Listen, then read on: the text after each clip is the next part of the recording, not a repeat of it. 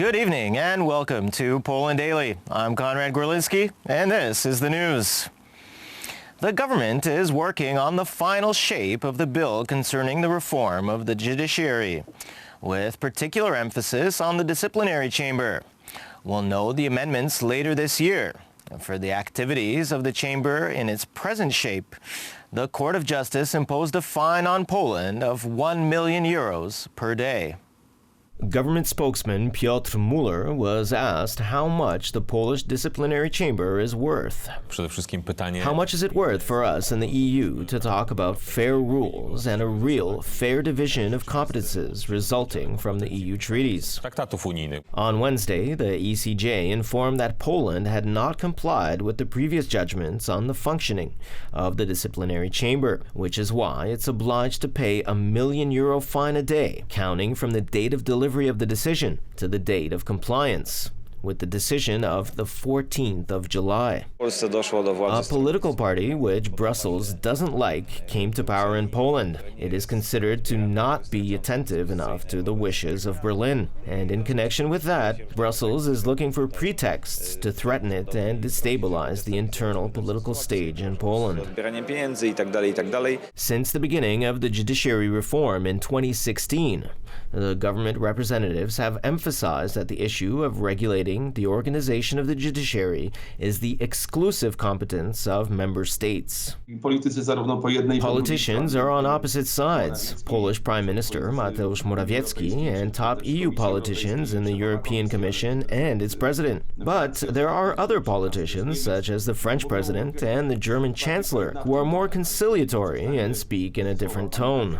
Angela Merkel recently stated that there should be less orthodoxy and that the EU should discuss more with Poland so that both sides can understand each other's points. The government announced that Poland did not intend to pay fines imposed by the European Commission.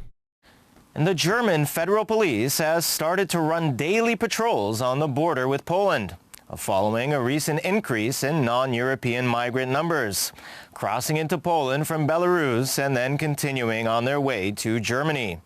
German Interior Minister Horst Seehofer has stated that nearly 1,000 police officers have been sent to the border.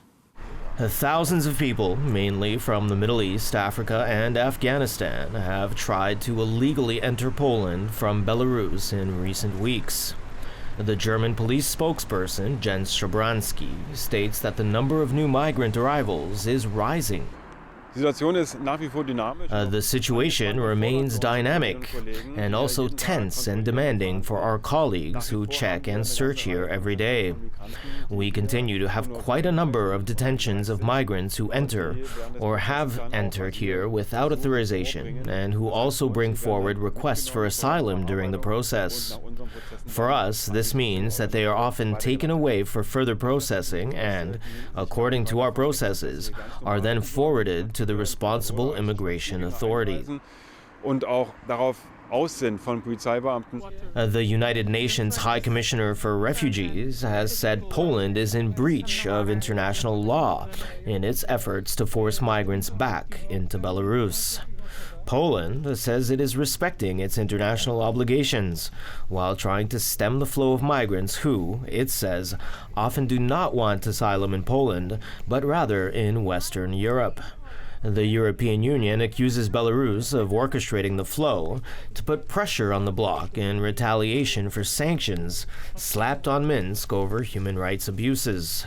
The situation here with the migrants at our border is actually such that we have to say that the absolute majority has come via Belarus. This means that they enter Belarus mostly by plane, and then from there, they try to continue quickly towards the EU. The German Interior Ministry has stated that there have been 6,162 unauthorized entries into Germany from Belarus via Poland this year. Uber Technologies has announced that it's launching a new partnership with the car rental company Hertz to offer 50,000 Tesla vehicles as a rental option for its ride-hail drivers by 2023. The move is seen as a major step toward electric cars taking a significant chunk of yet another transport market. Uber drivers can rent a Tesla through Hertz starting on November 1st in Los Angeles, San Francisco, San Diego, and Washington, D.C., with the program later this year expanding to cities nationwide, the ride-hail company said in a blog post. The announcement comes after Hertz on Monday said it would order 100,000 Tesla vehicles by the end of 2022, meaning that half of the rental company's Tesla fleet would be reserved exclusively for Uber drivers. We are teaming up with Hertz to make available as many as 50,000 Teslas to drivers who rent for use on the Uber platform. And this is really important because it's a key step towards our goal of becoming a zero emissions mobility platform. We are starting with drivers who rent because we know that drivers who rent tend to drive longer hours and more miles. And so this is a really important step to electrify our offerings. And for riders, this means that they will start seeing more Teslas in their Uber experience day to day. And for drivers, this is essentially a reason, drivers who rent, this is essentially a reason to consider making the switch to going electric. News of the biggest ever Tesla order led to a share price rally and saw the electric vehicle company's market value surpass $1 trillion on Monday. Drivers who rent a Tesla will have access to all sorts of financial benefits, such as our EV incentive, which gives you an extra $1 per trip for every electric trip you drive on the platform, as well as other discounts for charging and access to also this Tesla supercharger network and other incentives as well. Separately, Hertz said on Thursday it could expand plans to supply Tesla vehicles to Uber to 150,000 during the next 3 years, from an initial fleet of 50,000 if the partnership is successful. The company's representatives added a chip shortage and other constraints could affect the plan.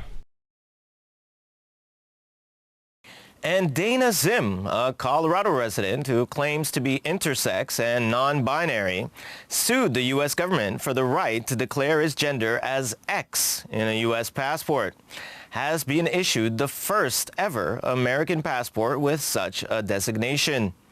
The Biden administration announced earlier this summer that the U.S. will start offering such a possibility.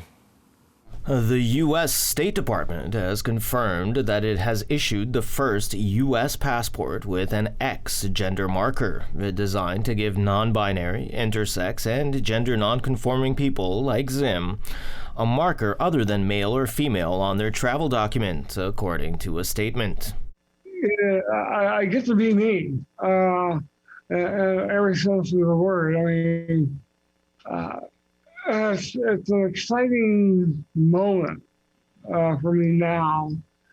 I get to go places and say, yes, this is who I am. You know, I got the big passport and I got the little card. So when people ask for my ID, unless it's a police officer pulling me for traffic violation, I'm going to pull that out and here it is.